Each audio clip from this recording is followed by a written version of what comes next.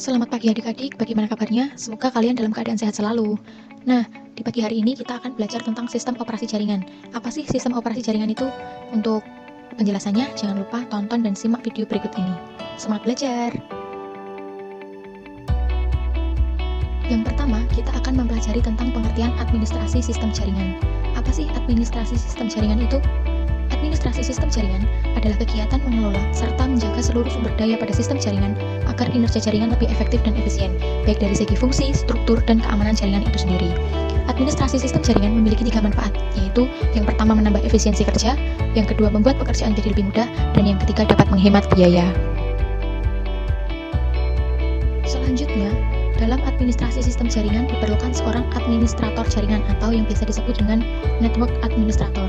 Siapakah network administrator itu? Yaitu seseorang yang bertanggung jawab atas pemeliharaan perangkat keras dan perangkat lunak pada jaringan komputer, mencakup konfigurasi, penggunaan, pemeliharaan, dan pemantauan peralatan jaringan yang aktif. Nah, ketika kita sudah tahu siapa sih administrator jaringan itu, sekarang kita akan membahas tentang tugas dan tanggung jawab seorang administrator jaringan. Jangan lupa terus simak video ini.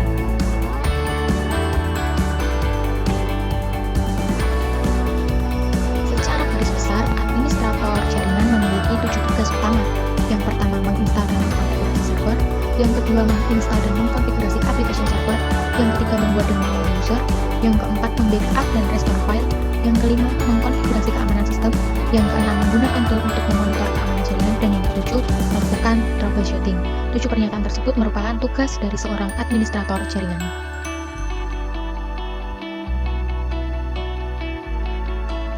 Setelah kita mengetahui apa saja tugas seorang administrator jaringan, kita juga harus mengetahui tanggung jawab seorang administrator jaringan.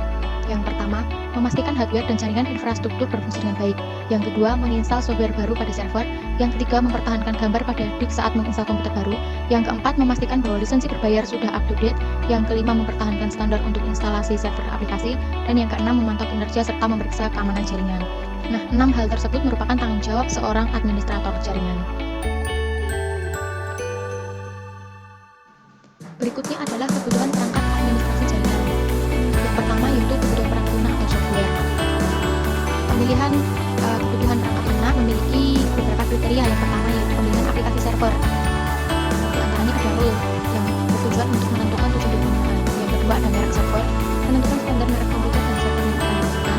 Yang ketiga budget, yaitu menyeimbangkan kebutuhan sistem dengan budget yang ada. Yang keempat fitur server. Setiap server memiliki fitur yang berbeda, jadi disesuaikan dengan kebutuhan yang ingin digunakan. Selanjutnya, pemilihan software sistem operasi. Sistem operasi memiliki kelebihan dan kekurangan sehingga pemilihan software sistem operasi disesuaikan dengan kebutuhan komputer. Dan yang ketiga, pemilihan software aplikasi. Software aplikasi digunakan untuk mengakses layanan yang ada di internet, diantaranya perangkat lunak browser digunakan untuk mengakses web. Contohnya Mozilla, Google Chrome, Opera, dan lain sebagainya.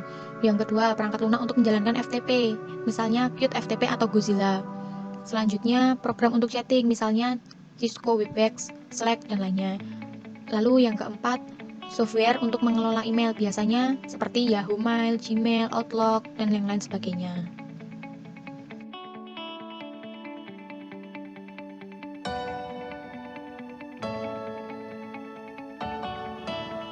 Berikutnya yaitu kebutuhan perangkat keras.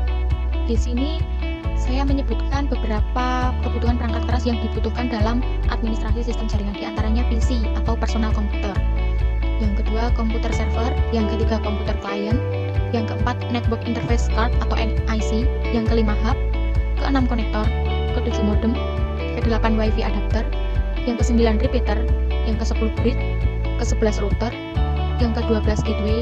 Ke-13 repeater, dan yang ke-14 switch. Jadi kurang lebih ada 14 kebutuhan perangkat keras yang dibutuhkan untuk administrasi sistem jaringan. Di poin berikutnya kita akan mempelajari tentang sistem operasi jaringan. Apa itu sistem operasi jaringan? Yaitu sistem yang digunakan pada server yang berfungsi untuk mengelola konfigurasi jaringan serta mengatur sumber daya layanan atau servis yang ditujukan untuk melayani user atau pengguna.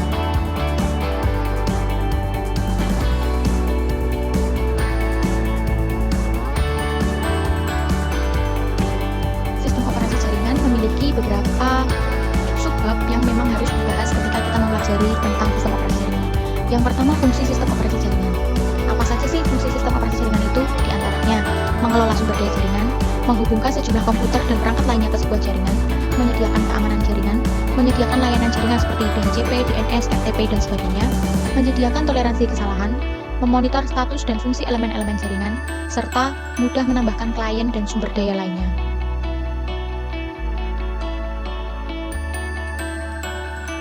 Yang kedua yaitu jenis sistem operasi jaringan berdasarkan interface atau antarmuka.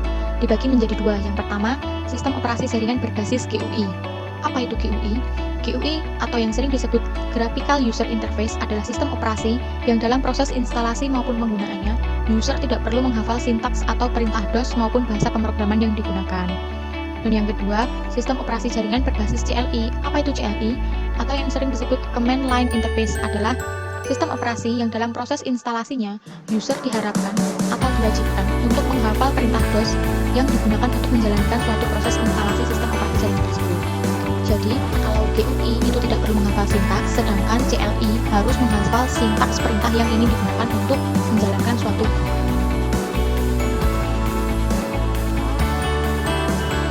Berikutnya, yang ketiga, mode instalasi sistem operasi jaringan.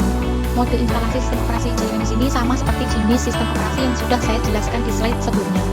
Dibagi juga menjadi dua. Yang pertama, mode grafis atau GUI, yaitu sistem operasi yang menggunakan tampilan grafis dan dapat dikendalikan menggunakan beberapa macam alat input seperti mouse, keyboard, touchscreen, dan yang lain-lain.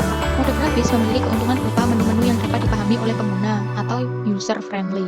Sedangkan mode teks atau CLI, sistem user interface berupa teks program untuk menjalankan perintah komputer. Mode teks memiliki keuntungan yang lebih cepat dalam proses penginstalan dan dapat dilakukan pada spesifikasi komputer yang rendah.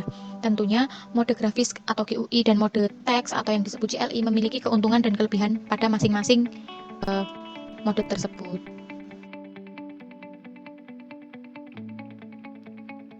Berikutnya, apa saja syarat yang diperlukan untuk instalasi sistem operasi jaringan?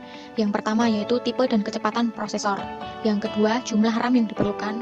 Yang ketiga, besar ruang harddisk yang akan digunakan. Dan yang keempat, resolusi layar yang diperlukan untuk mode instalasi GUI. Nah, karena GUI itu bentuknya grafis, jadi memerlukan resolusi layar yang diperlukan agar sesuai dengan kebutuhan yang dibutuhkan.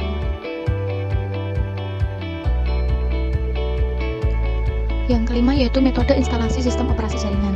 Metode instalasi dibagi menjadi 4. Yang pertama, instalasi baru, yaitu melakukan instalasi sistem operasi dengan menghapus data lama yang sudah ada atau pada saat pertama kali melakukan instalasi sistem operasi. Yang kedua, upgrade, sebuah metode instalasi yang bertujuan untuk menambah file database atau pembaruan tertentu tanpa harus menghapus sistem operasi yang lama. Yang ketiga, multiboot, yaitu metode instalasi sistem operasi di mana nantinya akan ada dua sistem operasi yang bisa berjalan dalam satu komputer. Dan yang terakhir, virtualisasi, menggunakan aplikasi tertentu yang sudah terinstal kemudian melakukan instalasi sistem operasi di dalam aplikasi tersebut. Biasanya virtualisasi ini sering digunakan saat praktikum di sekolah dengan menggunakan aplikasi VirtualBox. Yang keenam, langkah instalasi sistem operasi jaringan. Di pertemuan yang akan datang, saya akan menjelaskan bagaimana cara menginstal sistem operasi jaringan Debian. Jadi, yang saya bahas di sini merupakan bagaimana langkah-langkah menginstalasi Debian. Yang pertama, persiapan. Lalu apa saja yang dibutuhkan dalam persiapan? Yang pertama, pemilihan versi Debian, dan yang kedua, pemilihan metode instalasi. Selanjutnya, kebutuhan hardware. Debian membutuhkan partisi harddisk minimal menjadi 2 bagian sebagai root dan swap. Biasanya, nilai dari partisi root dan swap dapat diatur sesuai kebutuhan.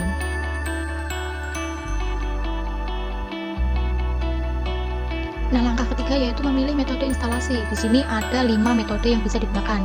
Yang pertama, CD-ROM. Metode ini paling sering digunakan karena CD-ROM merupakan media penyimpanan yang handal, berkapasitas besar, tahan lama, murah, dan fleksibel. Yang kedua, harddisk. Harddisk merupakan media penyimpanan yang harus dimiliki oleh komputer. Yang ketiga, NFS image. Instalasi sistem operasi dengan NFS server dibutuhkan network atau PCMCIA boot diskette. Selanjutnya yang keempat ada FTP. FTP memerlukan akses jaringan sehingga jarang dilakukan. Dan yang terakhir ada HTTP. HTTP sama dengan FTP sama-sama memerlukan akses jaringan dan proses instalasi akan berjalan lambat jika jaringan komputer tidak baik. Cukup sekian yang dapat saya sampaikan. Di pertemuan selanjutnya, saya akan memberikan tutorial bagaimana cara menginstal sistem operasi jaringan Debian. Terima kasih atas perhatiannya. Terima kasih juga sudah menyimak video dari awal sampai akhir. Jangan lupa untuk terus belajar. Sehat selalu.